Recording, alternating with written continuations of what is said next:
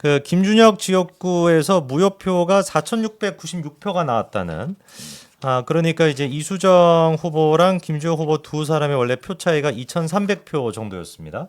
근데 두 사람의 표 차이보다 2배 가까이 되는 4,696표가 무효표로 나왔다라는 거는 민주당 지금 내부적으로도 해석하는 거는 도저히 내가 김주현만큼은 못 찍겠다. 라고 해가지고 무효표로 나온 사람들이 한 4,696표가 된다는 것인데 요거를 보면은 저희가 이제 제일 좀 그 답답하게 느꼈던 부분.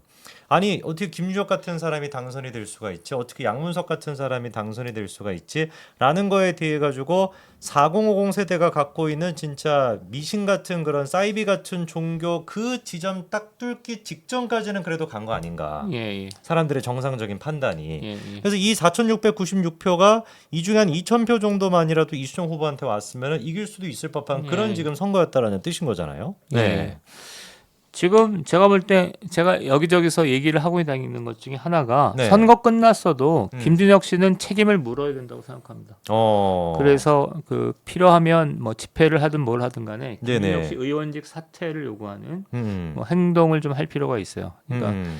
이거는 민주당이 명확하게 이제 김준혁 씨의 문제도 아니고 민주당의 책임이죠. 네네. 이런 정도 되는 사람을 국회 문제가 되었음에도 불구하고 버젓이 공천하는 행위는 민주당한테 책임을 물어야죠. 그리고 그렇죠. 민주당의 책임과 물음과 동시에 이번 총선의 성격에 대해서도 음. 근본적인 의문을 제기할 수 있다고 생각합니다.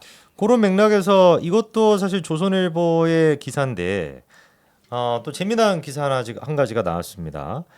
이대 비하하고도 어떻게 김준혁이 국회의원에 당선될 수 있었을까? 그거를 지금 분석하는 기사인데 굉장히 좀 설득력이 있더라고요. 이번에 일단 그 제일 처음 논란이 터지고 이대 측에서도 반발을 했습니다. 근데 여러분 그 사진을 보시면 기억이 나겠지만 집회하고 반대했었던 분들의 대부분의 연령대가 이대 학생들이 아니었거든요. 네. 그러니까 이대 출신 졸업하신 분들, 그러니까 주로 중년층이나 노년 여성분들이 중심이 돼가지고 반대를 했었지. 약간 그 이대 학생들이 중심이 돼서 반대를 하는 건 없었고, 과거에 이제 그 비슷한 논란이 터졌을 때 무슨 뭐 SNS 같은 데에다가 뭐 해시태그 같은 거 달아가지고 막 공유하고 막 난리를 쳤던 그런 모습과는 사뭇 다른 분위기였습니다. 실제로 지금 이제 이대 총학생회 같은 경우는 마지막 성명서에 이렇게 얘기를 하고 있어요.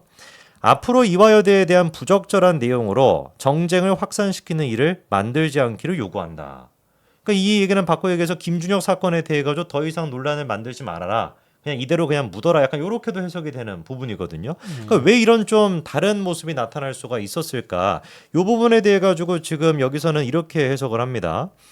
흔히 얘기하는 이제 운동권이 붙지 않아서 그렇다. 요 지금 사건에 운동권이 붙지 않아 가지고 약간 좀 조직적으로 그렇게 하지 못했다라는 게 하나가 있고, 두 번째 같은 경우는 2030 여성들이 그냥 본능적으로 거의 국민의힘이 싫기 때문에 국민의힘은 싫고 그냥 민주당은 좋기 때문에 민주당 이슈에 대해서는 애써 그냥 모른 척한다라고 하는 게 일단 이 기사의 분석입니다. 예. 근데 그것도 어느 정도 맞는 것 같아요. 예. 그럼 이런 상태에서 저희가 2030 남성들의 표도 갖고 와야 되겠지만 여성들의 표도 갖고 와야 되지 않습니까? 예. 어떻게 좀 대처를 해야 될까요? 2030은 전체적으로 보수 성향이긴 한데 남녀가 완전히 갈라져 있잖아요. 그렇죠. 그러니까 여자는 진보 성향이고 음. 남자는 보수 성향이기 때문에 20, 30대 여성들의 보수 성향이 2대 시위가 확산되지 못한 원인인 것으로 보입니다. 그리고 두 번째는 더 좀 심각한 얘기도 많은데, 네. 왜냐하면 고은광순 씨가 문제가 되니까 기자회견을 자청해서 했던 얘기들은 네.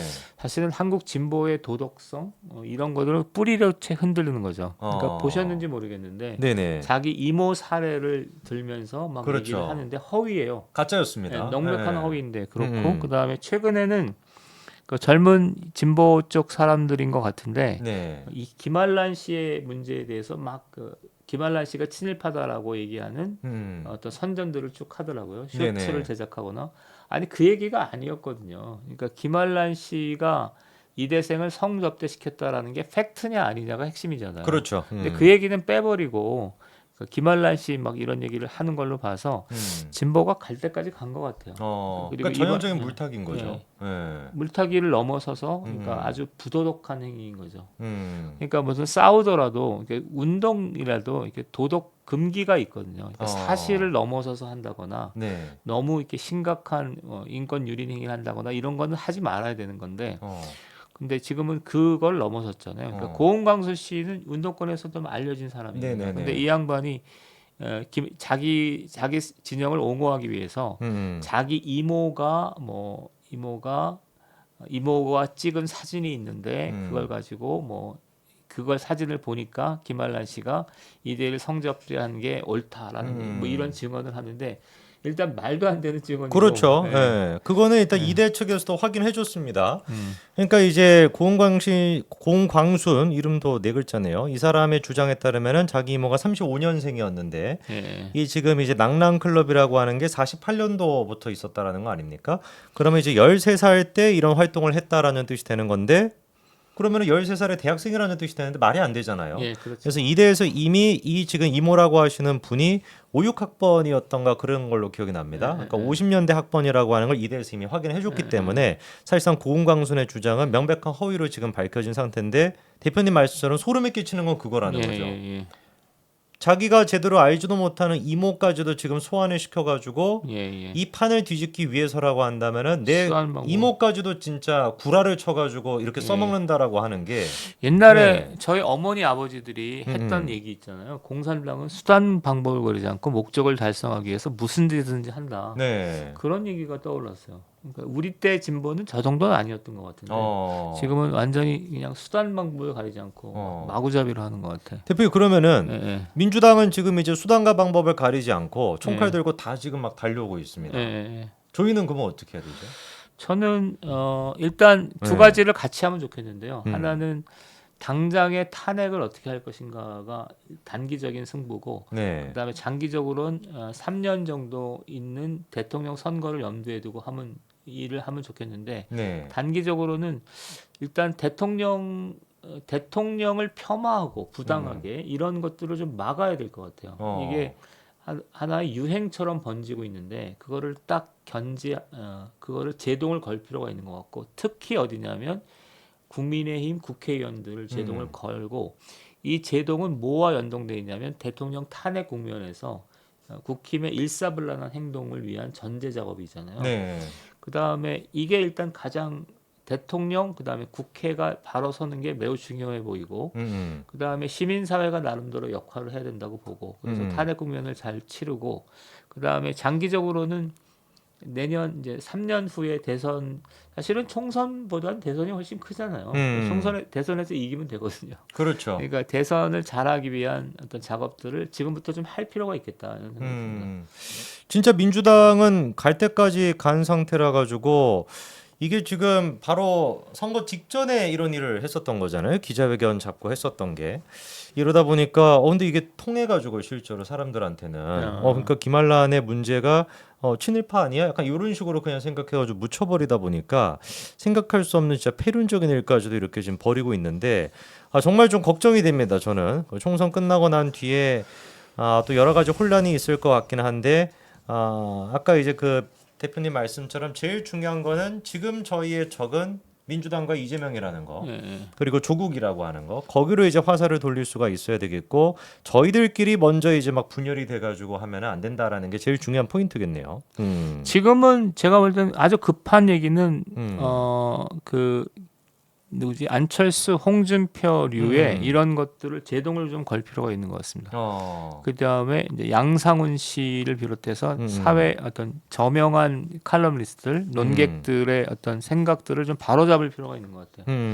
그래서 더 이상 대통령과 한동훈 위원장을 근거 없이 공격하는 일이 없도록 내부의 단합을 유지하는 거 이게 가장 급할 걸로 보이고. 그것만 유지되면 탄핵 국면에서 저는 어려움이 있더라도 저는 이긴다고 봅니다. 근데 그러니까 탄핵이 쉽지 않아서 그러니까 내부의 어떤 균열, 내부의 어떤 동조자만 없으면 이기거든요. 그렇죠. 예. 그리고 탄핵을 시도했다가 그게 결국에 빠그라지게 되면은 오히려 또 역공이 될 거거든요. 예. 그래서 지금은 그게 아주 중요한 일이다. 내부에 일단 저희가 분열이 되지 않고 하나로 일단 되는 게 제일 네. 중요하다라는 말씀입니다. 오늘 저희 그래서 민 대표님 모시고 총선 끝나고 난 뒤에 어떻게 해야 되는지 특히나 지금 이제 그 조선일보, 중앙일보, 동아일보 이런 어떤 칼럼에서 나오고 있는 얘기들까지도 민 대표님의 또 의견과 시각도 저희가 같이 좀 공유하는 시간을 가져봤습니다. 여러분 좋아요 깜빡하신 분들은 좋아요 한 번씩 눌러주시고요. 아까 전에 또 응원의 메시지 보내주신 분들 계십니다. 클래시 빈님께서 처음 오신 것 같습니다. 또 보내주셨고요. 왕자님께서 보면서 어떤 충돌이 일어나는지 봐야 할 것 같아요. 그리고 여론은 어떤 선입견을 풀 것인가도 고려해봐야 할 것 같고요. 분명 우리가 놓고 있는 무의식이 있을 것 같다. 이렇게 또 보내주셨고 글이 잘려서 추가로 말씀드리면 대통령실, 언론, 여론, 진영을 떼놓고 봐야 좀 덜 복잡해 보일 것 같아요. 현실을 종합해서 문제를 찾으면 어려운 것 같아요. 이게 참 진짜 어렵습니다. 정치가 그래서 네. 이거를 단편으로 봐야 될지 종합으로 봐야 될지 이게 참 어렵죠.